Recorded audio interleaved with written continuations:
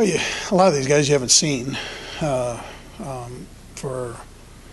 a few months, and so you get to put your eyes on them and see if they've been working. And you get a pretty good idea, and then you give them an opportunity to get in there and get busy. But you can feel the energy. That's the best part.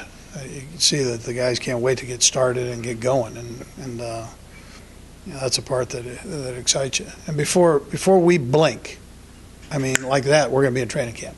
That's how this thing works.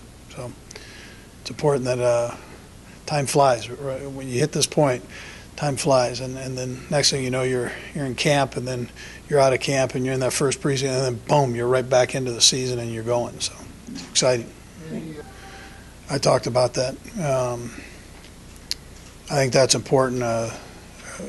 You let them know right away, and most of the guys returning from last year, they understand that, and it doesn't matter what the expectations are outside of that room. If they're not high within that room, then there's problems, right? So, and I've talked to enough of the kids this offseason to know what they feel and want.